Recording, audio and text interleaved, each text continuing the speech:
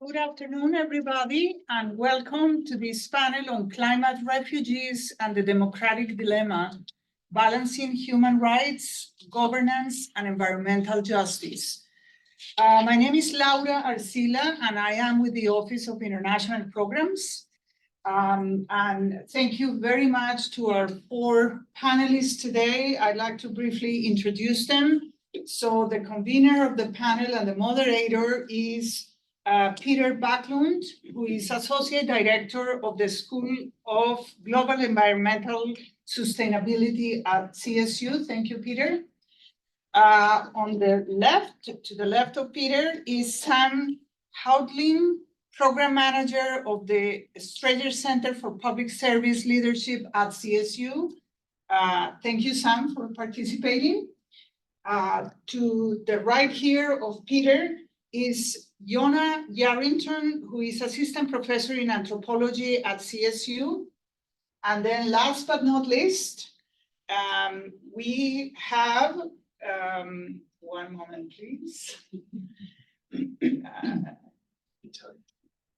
goes to Max Boykov, sorry, Max, Professor of Environmental Studies at the University of Colorado, Boulder. Thank you very much, and I'd like to pass on the control here to Peter, who is the moderator. I'll just have a small request before we start, and that is, you see that QR code there? It is, I ask that you please, at the end of this session, give us some feedback, and that's what that is. Welcome.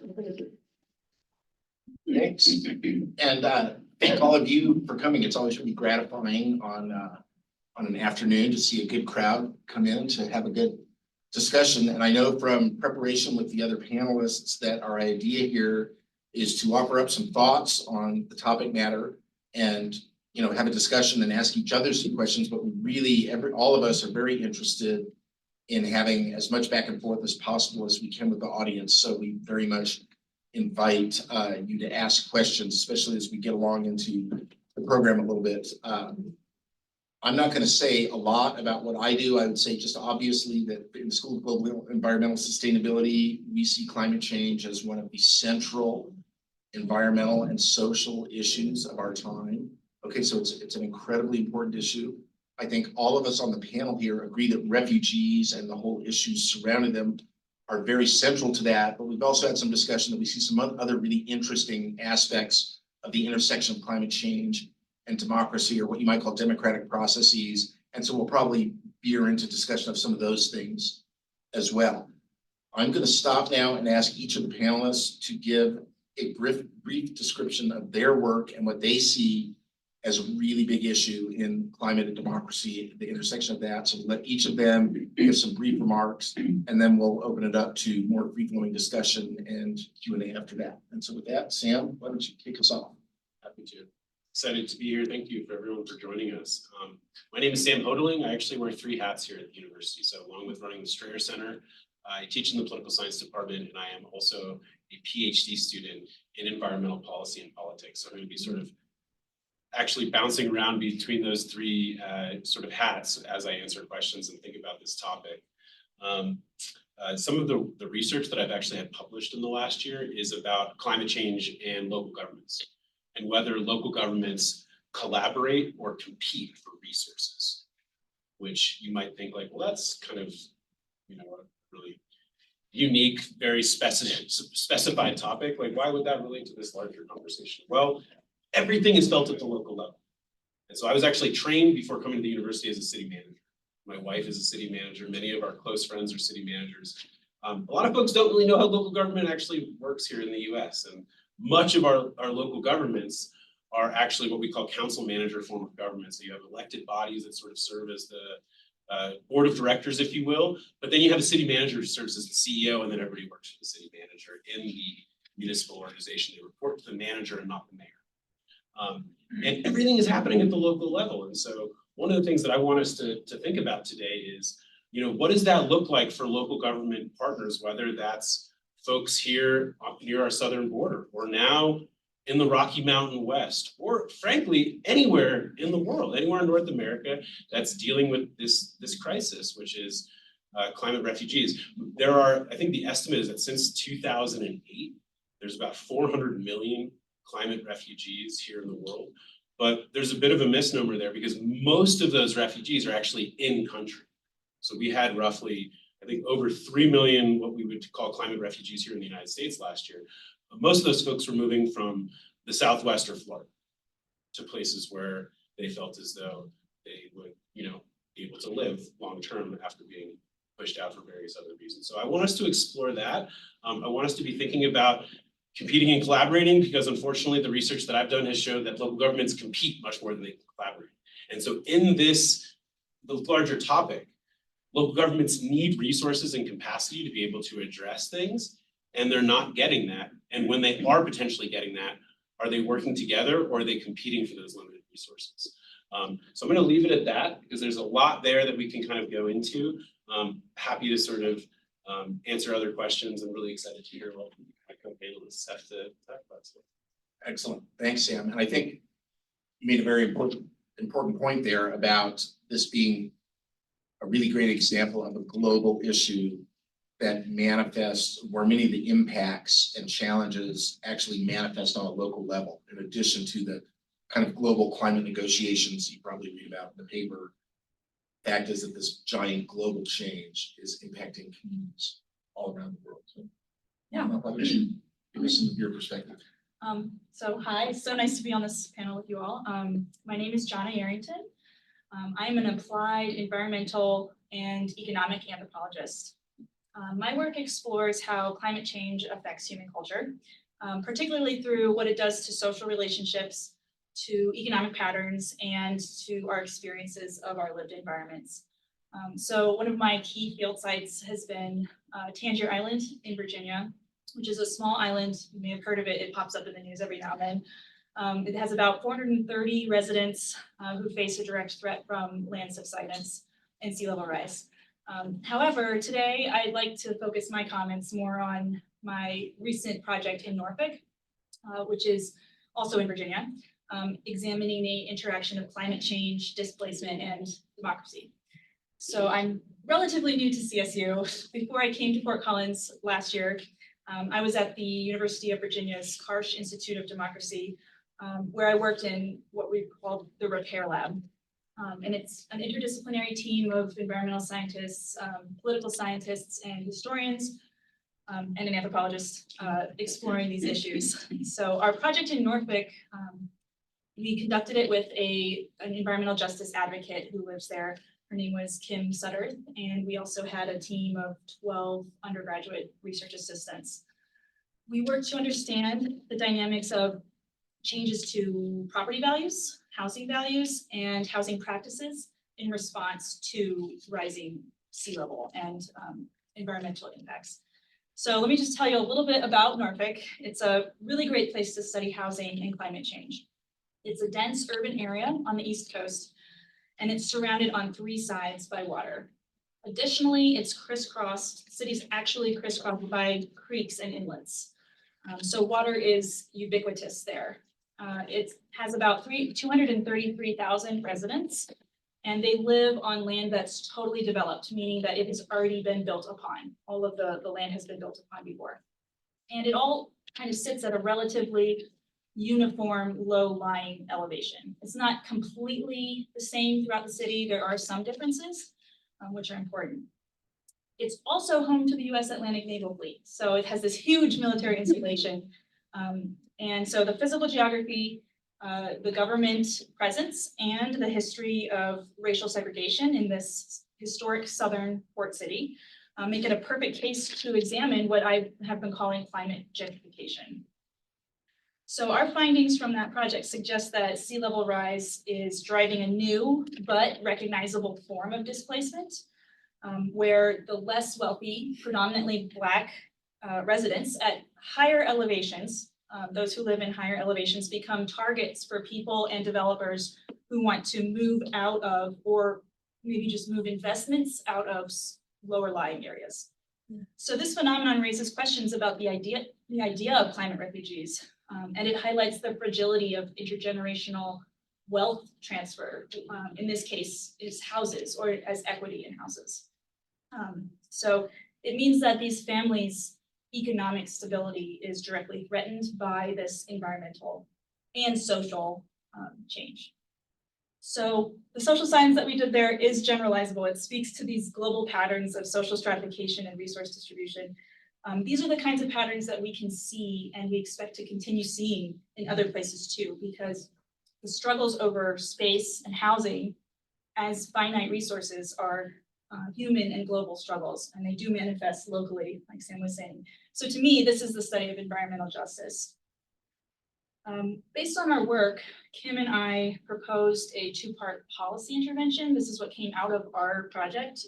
She proposed it to City Council, and it will be proposed to the Virginia General Assembly. And that includes a city-level renters cooperative, renters insurance cooperative, which includes a down payment assistance program, and state-level community land trust network. And the idea is that these types of interventions or policies might democratize housing affordability and accessibility, as well as help manage the collective risk of living on sinking land or owning sinking land. So an aspect of the project, what we saw in Norfolk that speaks to democracy is the role of civic engagement. So we looked at Norfolk civic leagues. These are elected nonprofit groups that make decisions about neighborhoods, and they coordinate with the city agencies on issues about infrastructure. Historically, civic leagues in Norfolk were used very efficiently, very effectively at enforcing housing segregation, racial segregation. Sometimes white neighborhoods would organize to either facilitate or excuse actually quite violent opposition to Black residents moving in. So sometimes they would form caravans, which is where they block the neighborhood up with traffic to protest new Black residents, or they might even firebomb houses or inundate houses with water to ruin them to discourage Black home buyers. So that's the historic role of civic organizations, neighborhood level in Norfolk. But today, those kinds of organizations can represent a potential for good, for inclusive and representative decision making. So we found actually, as we were talking to the civic leagues, that during the pandemic, we realized how fragile this participation can really be. During COVID, many of these civic leagues stopped holding public meetings, or effectively stopped holding public meetings by going online, which requires certain kinds of access and forms of accessibility, which led to a declining both transparency and accountability for these civic leaders who are making decisions about neighborhoods and their resources. So that is all to say, it makes me ask this question: how does environmental change influence civil participation at the very local level, as Sam was saying too? And vice versa, how does civil participation then affect understandings and experiences of environmental change? So understanding this interaction, two-way interaction between, or three-way interaction between environment, social structures, and participation is important to understanding and addressing, or trying to address the challenges of to democracy posed by climate change, particularly for those at risk of becoming climate refugees. So I would ask our panel, and perhaps anyone interested in talking about democracy, what is equal participation? What is equal participation when we are all facing different kinds of risks from climate change? What is fair representation of interests, both economically, like in the housing market, and civilly in decision-making processes? So I would ask, particularly for the local systems, for the local level, what we get from enshrining values of equal participation and equal representation, and how we can protect those ideas. That's what I have to say. Very thought-provoking. Yeah. Good luck, Max. Yeah. Follow on. Well, thank you for the invitation to be here. I am from faraway Boulder, Colorado, and I'm a professor in environmental studies, and I'm also a fellow in the Cooperative Institute for Research in Environmental Sciences.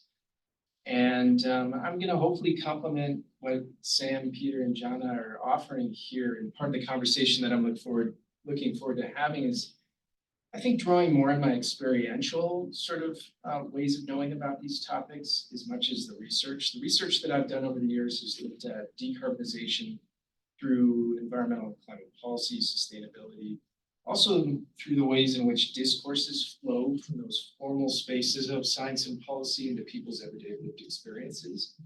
And so that can shape our attitudes, our intentions, our perspectives, beliefs, behaviors, and so on, and how they flow back and forth as well in this iterative relationship.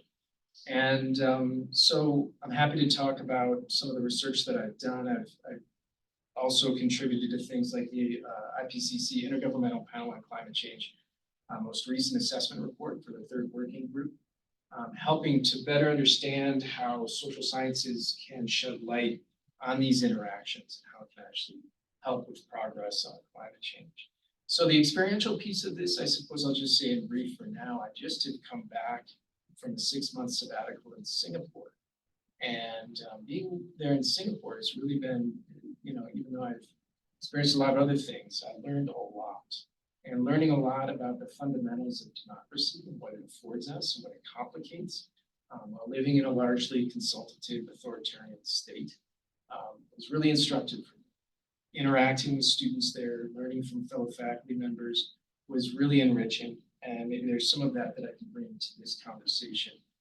One particular thing that comes to mind that you may have been reading about in the news is the idea around migration internationally. I'm glad you made that distinction, Sam. Some of the flows that take place within the countries involved don't get documented quite as much. But the international flow, Tuvalu in Australia just recently came to an understanding and an agreement to admit 280 Tuvaluans to Australia per year. So with a population of about 11,000, that's about 40 years worth of migration patterns, just to Australia. But it could be also a bit of a model for other bilateral agreements that take place. I've been very involved in the international climate policy community. I've been involved in the international climate talks over the years, gone to several of them. I actually are designated contact point for the University of Colorado. So I see it through that lens as well, through loss and damage, which has really come into, it's been codified and operationalized just the last few years. So maybe that's something I can elaborate on as well. Maybe the last bit of lived experience that I'll just throw in for now is that before all of this, over what has been 25 years ago, I was a volunteer in the Peace Corps in Honduras. It was really impactful for me in my 20s. And one of the things that impacted me greatly was that there was a Category 5 hurricane, Hurricane Mitch, that came on land during that period of time. Displaced, tremendous, it was a tragic event. And as I continued to do work in different capacities, I finished up my work in the Peace Corps, was actually moved to Panama, so forth and so on. But when I see the demonization of migrants, the caravans of migrants, my heart breaks and I think about the orphan children from that late 1990s event that are now in their 20s that have also experienced different coups, political unrest, other factors that have led to their migration. We see them demonized in the domestic political discourse that we are enduring, particularly in this year, is part of what I bring in as well, is thinking about those lived experiences that are bringing them as well as many others. So happy to be a part of this conversation. I'd like to compliment the great content knowledge that you're all bringing. So thank you. I think you got a sense there of how excited we were to assemble this panel, because we've got a lot of diverse perspectives on the issue and a lot of knowledge. I guess one thing that sprang to mind listening to you all just there was refugees, both internal and international, have kind of been a ubiquitous human phenomena for centuries. I think it's accurate to say. And so, is there anything that you see that's special and different about climate refugees as opposed to the more general problem of refugees? And I think it's really the other thought that came to me as I was listening to you was you're all pointing out, we talked about the intersection of climate change and democracy as our broad theme here, but it's really the importance of the interaction of these biophysical processes mediated through social processes that actually results in the impacts that everybody feels. And so I think it's really important to recognize that it's not always just the direct impact of a storm or heat, but it's the impact of the reaction to those storms and heat and changes that then has further knock-on impacts that really make this even more complicated than it already is and hard to understand. But what about this issue about climate refugees versus just refugees? Anybody have any thoughts on that? Well, I do, my field site on Tangier, so I didn't talk about Tangier very much, but my field site on Tangier, the people who live there are self-avowed climate change deniers, and they actually have like a yearly, usually it's a yearly t-shirt competition for their island homecoming. And so the year that I was doing my fieldwork, 2017, the shirt that they produced that won the competition and got produced for everyone on the island was one that said, "I refuse to be a climate refugee." And so what that says to me is that this idea, the concept of a refugee plus concept of climate, become part of the discourse. As we're talking about this, not just a political discourse that happens in the media or in political circles, but that sort of filters in through everyday experience of these concepts. And so it became this like huge political statement for their whole island that looks very unanimous. It's not all particularly homogeneous, but they do have various ideas among themselves, but they all kind of stand behind this, "I refuse to be a climate change refugee." And that has part of their position on climate change science, which I guess just to address that, I'll say that they aren't particularly, they don't love science, they don't love scientists, but they will say that it is anthropogenic. It's just human caused, it's sin caused. It's not emissions caused. So that's why they refuse to be climate change refugees. Whether they become refugees, that's outside of their control. And scientists who have studied the island and the geomorphology of the island say it will happen by 2040. Right, and presumably they also, right, are experiencing it and they're very. I know a They little bit- acknowledge it's happening. I lived near the Chesapeake for a long time and, they are very close to the land and the natural processes, so they're observing change, but then that gets to Max's point about the discourse. It's like, okay, well, what does this change mean? What's really the cause? What's the secret cause? And it's very, very interesting. Sam, do you want to add? Yeah, I think the thing, the question is, both at the internal but the international level, what's changed? I think it's the scale of the trends. I don't have the data off the top of my head. It's in my laptop here or something I was looking at last week as I was preparing for the session.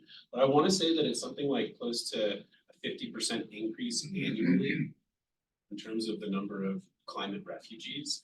And you might be asking, well, why is that? Well, I think about my experience just living here in Colorado in the last 10 years, first year, or a little longer than 10 years.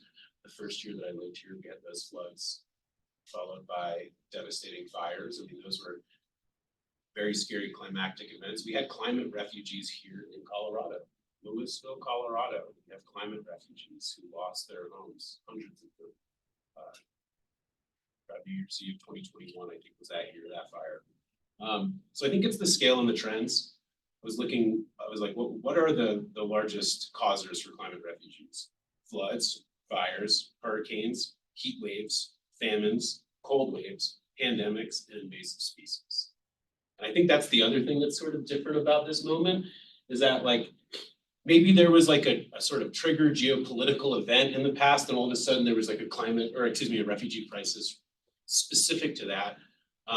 This is just going to keep happening and happening more and more often, and frankly happening. There's not going to be many places to escape this. And so, and even after let me actually take a step back after saying that.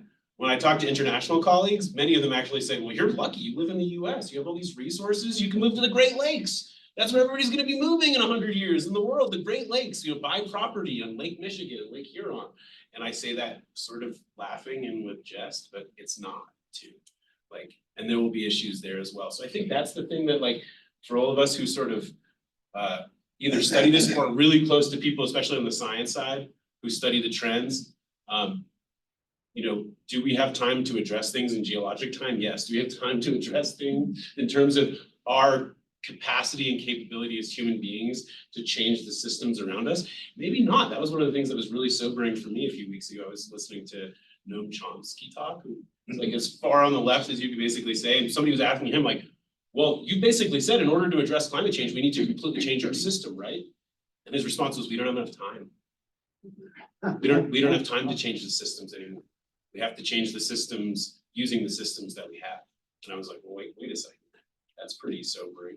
And so I could go on and on and on about this, and we can talk about all these sort of philosophical elements. I'd love to come back actually to your point earlier about how does environmental change affect civic participation, because I have a lot of thoughts about that. But let's go on. I have to turn to Max and. Sure. No, Chomsky's been mentioned. Because he's a person that actually understands about a lot of this kind of discourse. Yeah, well, I mean, I guess I was just thinking a little bit more about attribution, is that, there's been increasing, there's been a new field that's grown to help understand attribution of certain extremes, like Sam listed, to climate change. But that attribution is still a really complicated and vexing set of challenges within the international arena. And so we can think even back to climate adaptation, just an area that I've worked in a little bit as well. And looking at how certain member states, UN member states, could access climate adaptation funding, they have to demonstrate that the problems that they're enduring is attributed to climate adaptation challenges, rather than sewerage challenges or population pressure challenges or many others. So I studied this in more detail in Mumbai, India at one point back in 2008, 2009, and looking at how it is really difficult for a city in a large nation like India to be trying to access these funds through the UN Framework Convention on Climate Change. Similarly, with loss and damage coming online and being operationalized, there are new sets of challenges. So I think you're all right that these challenges are proliferating, but to the extent that there are now funds that are going to be available and then distributed as we better understand how to attribute certain actions and movements to refugees and migration is still a really challenging set of questions. And so we're really at the beginning of helping, doing the work to help sort these things out much better and ultimately to get the funds to flow to those who are in need. And so it is complicated. Some of it could be political, some of it could be due to heat waves, droughts, famines, and so on. What I will say though is that climate change is not a single issue. I think that's becoming more evident all the time. This is a set of intersectional challenges that flows through all of these factors. And so there's no easy answer there. It just kind of adds, hopefully enriches this discussion. Yeah, so Sam and Max both just mentioned this idea of events, and Sam's list was a mix of events like hurricanes and longer term changes, but we've often, I think, seen the framing of refugees around, I thought your point was really good, that it's often been around kind of events that happened, or Max gave the example of the terrible hurricane in Honduras. But in addition to the events that we are becoming more skilled at attributing now, but there are still always legitimate issues about like, okay, storm X, how much was climate versus just a regular storm? But the other aspect of climate change is this inexorable, slow, steady, ongoing change. And I think that's one of the real differences we're seeing in this. It's not just a matter of like, okay, getting through this event and resolving it and we're better. It's like there's going to be this steady pressure. You've heard from all the panelists about the stress, basically, that climate change can cause on systems of governance, both local and larger. And a lot of that stress in the past has been associated with events, but we also have this long-term steady increase in stress. And so does that worry you guys as you think about not so much like what are we going to do about all these poor refugees this year, but how are we going to manage this in a humane and constructive way over decades with really no clear endpoint in sight as of now, right? That we, through our collective inability to resolve what you might call human forcing on the climate system, emissions, we bought into a long-term problem that's gonna keep going for quite a while, regardless of the effectiveness of the actions we take immediately. So we've created this long-term problem. How's that gonna play out with this? Well, I think it's important that you use the word stress. I think stress is a really interesting word when you're talking about scale. Especially, I guess, as an anthropologist trying to study the species, but working at a field site with human individuals. And my work on Tangier, the stress has been embodied as like mental health, drug addiction, child neglect, various ways that insecurity manifests in individuals and families. In Norfolk, like I said, intergenerationally, the wealth transfer. So at some point, we'll look up and we'll be like, where did all the Black homeowners go? Or the lower income Black homeowners go? It changed subtly in ways that were already recognizable to us, that have already been happening because we have this thing called social stratification and hierarchy among our species. So our resources aren't distributed equally to begin with. And now we have this additional pressure that's then stressing and kind of exacerbating the stratification that's already happening. And it's making certain types of resources more fraught, like housing. And of course, we have the housing crisis as well. So that, again, intersectionally happening. So I think stress is a really great word for this because it is that like creeping sort of misunderstood or not acknowledged way that it's affecting, exacerbating things that exist.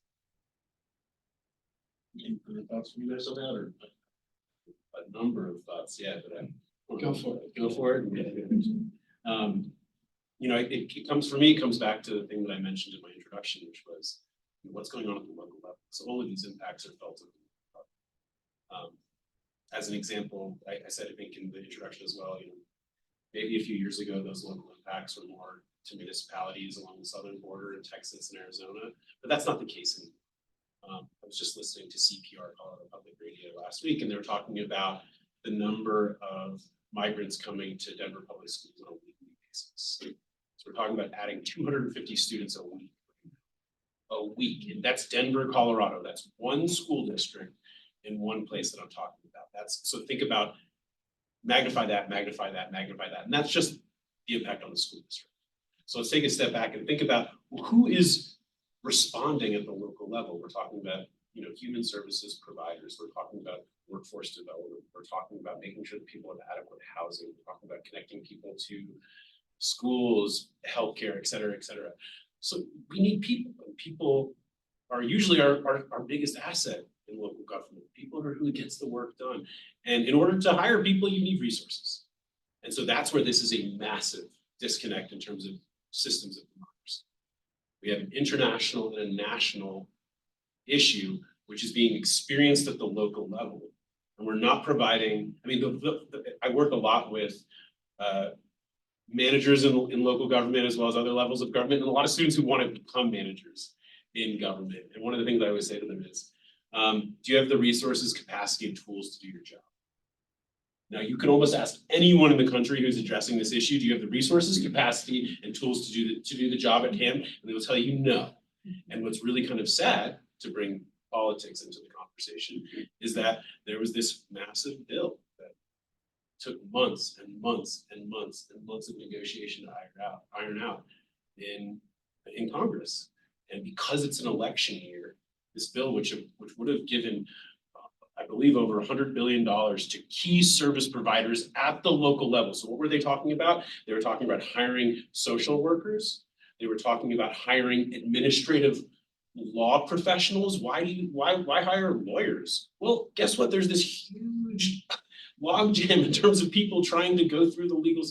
Let's hire those lawyers. Let's work on that logjam. Let's hire social workers, nurses, educators, translators, you name it. This takes money, and we're not getting the money to the people at the local level who are feeling the brunt impacts of this crisis. And so we are seeing, I would say, a systematic breakdown in democratic systems, where you have multiple levels of government that are actually working against each other. And that's one of the things that's really complicated about this day and age, is that we're seeing that more and more. We're seeing our systems of democracy not necessarily working in the way that we thought they should, or that the founders envisioned them, or they would in an optimal setting, forget about the rest. So I'll leave that at that. I think it's a bit sobering to think about sort of long-term what that means, and that's a good segue later on to talk about some. I'll just keep my comments short in that, I think you're right, sadly.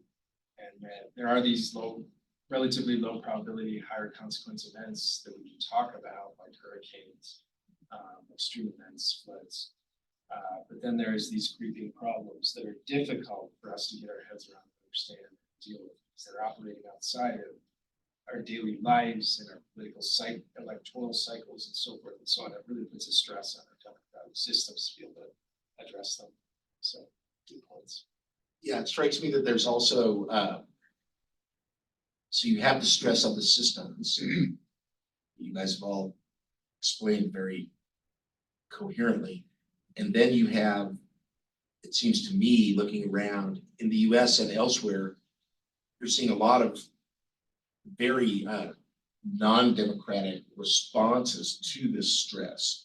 So, particularly with the refugees, it seems to bring out a lot of kind of authoritarian, strongman type appeals to like fixing the emergency through just fixing it, democratic processes be darned. But then you also have this weird erosion going on that where Sam is talking about, where because of this mismatch that he identified, the local democratic systems of governments are just getting absolutely swamped by this problem that they don't have the resources to address. And so that makes them look less effective. And it seems like it's almost like we're in a negative increasing feedback cycle on, so with climate stressing the democratic processes as they're wont to do, responding in a somewhat disorganized and slow and less than technocratically optimal way. And then, but then that slowness then contributes to further erosion of the valuation of the democratic process. So how do we get out of that? Anybody have any magic bullets? Well, I think Sam said money. I think maybe capital has to follow and be a player with democracy. Like the democratic values will take you so far, but you need at least in terms of like housing markets and economic measures that will put money into the problem, into shifting things so that there isn't inequities that are being reproduced, because if we can't change the systems in time, if we're facing environmental change, there has to be a social investment of capital. That's what it seems to me.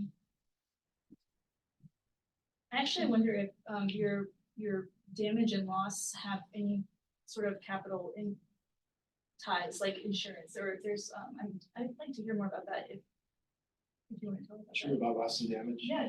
Sure, it's just its basic definition is just accounting for those kinds of losses. They could be non-monetary cultural losses, they could be monetary economic losses that go beyond the ability for any community, nation, state, region to be able to adapt or mitigate against.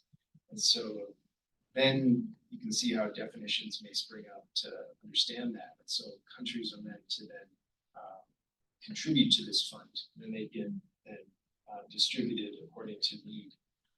But it's really just come online in the last few years. Last year's conference of parties meeting took place. Egypt is codified and it's quote unquote operationalized to some extent in Dubai just this past November. So it's really still early days. If your question was around finance, and there is a lot of potential there. There's also a lot of resistance. And so when we go back to Congress and the ability to get things done, and part of the funding that goes to that and many other things is controlled the power of the purse by Congress. And so you can see that take place here in the United States. You can see that take place in many other places as well. And I guess just one other thought about maybe the way in which loss and damage conceptually can be fit for purpose, but functionally it runs into a lot of roadblocks, is that also there's resistance to accounting for the folks that you mentioned, Tangier Island, that they're, everyday people that I have spoken with over the years too, seek order in this increasingly complicated and turbulent world. And so some of the lure, ironically, tragically, of authoritarianism is the sense of order. Democracy is messy. And to have those assurances of order, these strong people, Hungary, Brazil, Argentina, here in the United States, many other places, comes from one's willingness to maybe try and stave off the complexity of life. Think about denial. There's a sociologist, Carrie Norgard, who talks about denial in three ways. There's literal denial, just hand over your ears. There's interpretive denial, where you interpret evidence in different ways, but then there's implicatory denial, which is that by implication, you have to change your life. You have to move from this island. You have to change your habits in life. And a lot of people resist that. I think some of that is quite logical, that we all seek clarity in this confusing. I hadn't heard implicatory denial before. That seems to me to be crystallize a lot of the climate issues right there, right? In a lot of ways. And on the loss and damage, or damage and loss, I think, and correct me if I've got this wrong, Max, but it seems to me, based on my fairly extensive experience in attending a lot of these international climate meetings as well, is that it's following kind of a well-established pattern where it's a controversial idea that gets discussed for a long time because it's a democratic process. And if you want to see democracy on steroids, in some sense, the UN processes are amazing. So you have this extensive discussion, and then you finally get over the hurdle, like, okay, yes, we can really formally start to talk about the negotiation. And then you have a lot of controversy around how much it's going to cost. And then you have a process where people start doing all this pledging. And then you have a process after that where it's like, wow, how come nobody's actually living up to the pledges? And so that's where we're about to go with this. There has been a lot of pledging, and it's going to be really interesting to see if this plays out the way so many of these pledges have played out, where it takes really a long time to get to the goal of the campaign, or whether people will be more galvanized as these impacts become more and more evident. Because at the end of the day, loss and damage is really about helping the people that have already been harmed. It's quite distinct from adaptation and looking at how do we avoid future harm. It's about how do we help make whole the people that have been harmed already. Yep. I would say I feel like the panel could probably talk about this for 2 or 3 more hours easily. And we're just starting to scratch the surface, but I'd really like to open it up to all of you right now and ask for questions, either for the panel as a whole or for so first you and then you. I think the urgency of the discussion here is something that the next COP29 has to really see. I know you just discussed, Peter, all the discussions and the commitments that they aren't fulfilled. But the urgency of all the issues we discussed should be the core, the crux of the next COP29. And the question is, do you foresee the next COP being able to address these issues significantly? I mean, that's a huge question. Or really see the urgency and really take action? We don't have any time, very little time.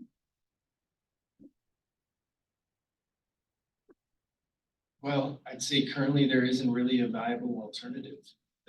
So we're faced with the messiness that Peter described. There are a lot of people that play important roles within the negotiations as negotiators, and outside as observers who are part of different events and outside that can help communicate the urgency just as you've done. But it's a slow process. So, Noam Chomsky, he's impatient with the process, and I am too. But it's difficult to think of other viable strategies. So we have. It's true, and in a certain sense, at least the discussion is ongoing. I mean, it's easy to be a little too Pollyannish about that or sanguine about it, but the fact that the nations of the world are engaged in an ongoing substantive discussion of what to do is itself, to me, encouraging, even though it certainly is I asked for ideas about solutions later. It's not a solution, but it's kind of like the old, I guess it's misattributed to Churchill, but the process, to paraphrase grossly. The process is complicated and unwieldy and ineffective, but it's better than any of the alternative processes that we've managed to identify so far. And so, so that seems to me to be one important observation in response to that. And the other one that to me is encouraging is, again, the COPs, they have a tremendous effect on the discourse and the discussion among countries, and that feeds back into countries. But really where the action is, and the action really needs to happen, isn't at the COP at all. I mean, it'd be great if they capitalized the loss of damage fund and stuff. But the action is really what Sam's been pointing out between national governments and state, local, and regional frontline people that are dealing with the reality of the impacts of refugees and the realities of the impacts of the other stresses on democratic systems. And so that's really going to be where there could be tremendous progress there without anything happening at the COP. I don't see anything in the COP really inhibiting that process, but that process is equally slow and unwieldy as the COP. Yes, that's the way that I would answer that. You had a question also, sir. Yes, this is a question from one of our online participants. Great. Rochelle Breen asks, talking about wealth building barriers, the trend of rising US home insurance rates seems untenable and seems to be directly related to climate change fueled disasters like wildfire and flooding. What can we do about this? What are policymakers and change makers doing about this? And are there any international success stories that could inform US policy? That is a big question. And I'm happy to repeat or even put it up on the TV if that's helpful. You want to take Do you want to start at the local level? Maybe I provide an example in the class. Can you read it one more time? Sure. Talking about wealth building barriers, the trend of rising US home insurance rates seems untenable and seems to be directly related to climate change fueled disasters like wildfire and flooding. What can we do about this is the first question. What are policymakers and change makers doing about this is the second question. And the last one is, are there any international success stories that could inform US policy here? So, I mean, there's so many different ways to go. That's a great question. There's so many different directions. I've got it. Please. I have a quick. Yeah. Okay, so on the issue of the rising cost of the insurance. I think we have to take a deep breath and accept that the stress and risks are increasing, and that is inevitably going to have an impact on insurance markets. And I'm the last person to defend the insurance industry as a whole, and everybody in America has their own horror story to tell about this or that aspect of insurance. But the fact is that one of the real problems in climate is, you could assert, is the underpricing of risk, okay? And one of the real problems, and interesting, it's not the same as refugees, but one of the serious problems in the US in particular is that we are to this day experiencing massive internal migration from areas of less risk into areas of high risk. In particular, low-lying coastal areas are still just growing explosively, right? And that creates a huge problem for insurers because the risk is there. And then some of the regulatory responses on that have been like, okay, hold down the price of insurance. Well, then then the government has to start subsidizing the companies to do the insurance, or the government can self-insure until there's a hurricane, and then they don't have enough money. And so we are seeing not just increased insurance, we're going to see in some places inability to get insurance at all. And we've got to find, what I don't have an answer on, we've got to find an equitable way of dealing with this, because the way it is now is just the rich people can afford to pay more. And that clearly is not the equitable response. But at the same time, we've got to be very careful about what you might call the moral hazard of subsidizing people to engage in risky behavior. And so it's a tremendously complicated intersection. I'm sure everyone's tired of hearing the panelists say how complicated it is, but the fact is, it's very complicated. That alternate. I'll try to make this super brief, which is like really hard for me. Housing is the most important policy issue in the United States right now, period. Because it is at the intersection of intergenerational issues, equity issues, affordability issues, climate change and how we use power, energy, all these other things. The list goes on and on. Mental health, workforce, et cetera. Housing impacts every single one of these issues, and our housing issues are not being addressed right now because our housing issues themselves are a breakdown, not a breakdown, excuse me. The reason that we have a housing issue is because we have multiple forms of democracy in the United States that are in tension with one another and in competition with one another. And every single local government gets to determine their own stipulations related to housing. No one wants more housing. No one wants an apartment building next to their house. And that means that we don't build housing in this country. And the housing that we build is usually luxury housing for rich people because the private sector will deliver where they can make money. And so we are slow walking into a crisis which is already here, but is only going to get worse because the economic forces, which are really powerful, are only getting more powerful. And we're actually impacting things negatively in our policy systems, and we're not fixing things through our policy systems. So throw that out there. Aside from home insurance being an issue, housing is the issue. And it touches migration, it touches climate, it touches everything else, and we're not fixing it.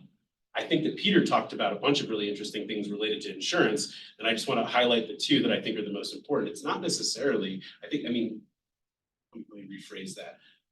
Home insurance rates going up is very debilitating for individuals who can't afford it. At the same time, I think the biggest issues that we have related to insurance in the United States right now are subsidizing risky behavior, and two, insurance companies completely leaving markets, leaving people uninsured. And then we're seeing that in real time in the state of Florida. In many parts of the state of Florida, there is now one insurance provider, and that's the state. And so guess what that means? When there's a disaster, it's public resources being used to rebuild in risky areas. And so these are, I think the question is great because it touches upon a bunch of key issues, but I kind of wanted to decouple them a little bit because I think that they are worthy themselves of their own, entire session, let alone question. We could almost design a whole course around that question. There was so much in it. I know there are some other questions I particularly want to encourage. I know there's some students in here, and I know that you guys have some questions. So let's hear from a question from one of you. Yes. In terms of policy and logistics, I was wondering if there's any idea how accepting people would be in terms of having AI look at all the details of small governments and culture and trying to implement larger scale policies, but individualizing them towards communities. If that would be amicable to people's preferences or not. That's really interesting. How would it be utilized? Just considering the different facilities, the resources that various regions have, and being able to help communities nearby. So like hive mind coordination, sort of? Yeah. Well, something that, if I can speak, Yes. something that I've used, not necessarily AI generation, like content generation type software, but more like data crunching software, is like this huge, absolutely huge data sets that are really hard to understand as a human, as just a mere mortal looking at them with millions of entries. For example, the Norfolk city keeps this huge list of building permits. And if you look at them, there's so much data in each building permit about who owns the house, what they're putting into the house, where it is, what kind of risk it carries, and just accumulating a million entries of building permits for the last, couple of years, and it's lifetime, so they keep adding to it every single day. I can't look at that as a human and know what that means. But if I can somehow clean up the data, which is kind of a big task still, clean up the data and then put it through like statistical software or various ways of coding it, then it can spit out not only like data like statistical analyses, but also visualizations that can help show you like where are people fixing what. Are they mitigating? Are they fixing? Are they responding to damage? And so that's one avenue that I think some of the more recent technologies in AI could be potentially really useful, but there's still that like learning curve of trying to figure out exactly how to use them. Yeah, I really agree with that effect. But some of our colleagues here at CSU in the atmospheric science department are doing some very interesting analysis with what, it's kind of a form of AI that's often referred to as machine learning, right? And what they're doing is training the machines to do exactly what John just talked about, do this very detailed analysis of extremely large data sets, both in spatially large and temporally large, and then searching for patterns and relationships that might not be obvious enough to be picked up by just looking at your plots as, you know, the scientists who just got the data. And so I think there is some promise in that. Of course, the whole generative AI and even machine learning also raise all kinds of really interesting democratic issues about autonomy and decision making, and especially, you know, one part of this is about like, okay, what are the facts and how do we understand what's really happening? But there's a huge normative component to this, and I'm personally a little nervous about the intersection of AI and right and wrong type decisions, which are inherently built into the entire climate discourse. To use that word. Next, I know you want to say something. Yeah, well, I mean, I think, John, the way that you described it is really good. I like your question because if you're thinking about those connections, those are the kind of connections that we need to start to work our way through these vaccine challenges. I mean, the way that I see the capabilities of AI at this point, maybe pointing to these patterns, pointing to what works in certain communities that can be integrated into others, ways in which we can share information. It still harkens back to the human component, though. There's a researcher, Mickey Glantz, some of you may know, he's not that far away in Boulder. He's been working on this for decades. He runs a consortium for capacity building, where his basic point is that we can learn about these patterns. AI can probably more capably do it now than ever, but it's the integration of the lessons learned that still is the next step that we need to take, and that involves all of us with the will, with the capacity, with the tools, with the resources to be able to do that work. So I think, Johnny, you described it really well. That can be another tool that can help build capacity, that can help create resources, but yet we still need to do that extra work. I think we're getting very close to our time. Can you guys give me a time check? It's 3:27. 27, so maybe we can squeeze in one more quick question if somebody's got another question. And let's keep their responses brief. I probably stopped there.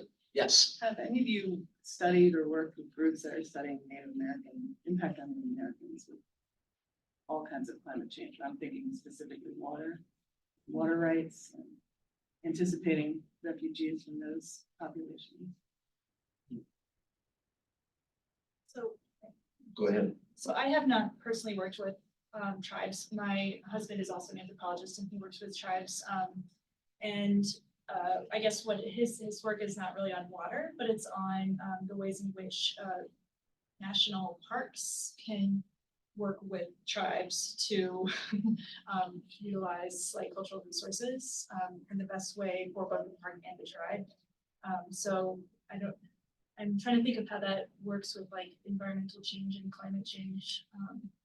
But I know there are lots of people who are concerned about water, especially in the West as we dry out and Colorado River gets slowly killed in some ways. But yeah, so there are anthropologists and sociologists and other social scientists working with tribes, but I would like to know more about the specific challenges that they face.